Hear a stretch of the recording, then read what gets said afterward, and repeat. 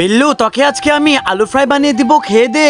মা, অনেক মজা লেগেছে, অনেক ভালো হয়েছে। আরে রানী, আজকে তোকে আমি গরুর মাংস খাওয়াবো, খেয়ে দে কেমন লাগে। আরে মা, আমিও গরুর মাংস খাবো, আমাকে গরুর মাংস খাওয়াই দাও। আরে বিল্লি, আমরা তো অনেক গরিব, আমাদের কাছে কিছু নাই, শুধু ফলটা আছে। এই নে, আজকে তুই ফলটা খা। না, আমি ফল খাবো না, আমার গরুর মাংসই লাগবে। আরে কিন্তু আমার কাছে তো টাকা নাই। দেখি, এই তো কিছু টাকা আছে, আরো অনেক টাকা লাগবে। এই জন্য আমি একটা রেস্টুরেন্টে শেফের কাজ করি। আজকে আমি একটা ফ্রাই বানাবো, কিন্তু একটা সমস্যা হয়ে গেল, আমি তো ফ্রাই বানাতে পারি না, তাই ফ্রাইটা পুড়ে গিয়েছে। আর আমাকে রেস্টুরেন্ট থেকে বের করে দিয়েছে, এখন আমি কি করব কিছু বুঝতে পারতেছি না।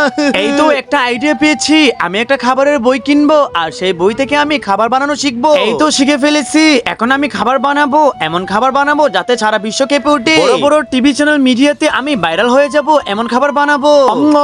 আরে খাবারটা তো অনেক মজা হয়েছে। এই তো আমি আমাদের বাংলাদেশের সবথেকে বড় শেফ হয়ে গিয়েছি, আর আমরা অনেক বড় লোক হয়ে যাই, অনেক খাবার খাই। বন্ধুরা, মাকে ভালোবাসলে ভিডিওটি লাইক করে, চ্যানেল সাবস্ক্রাইব করে, কমেন্ট বক্সে আই লাভ ইউ মা লিখে যাও।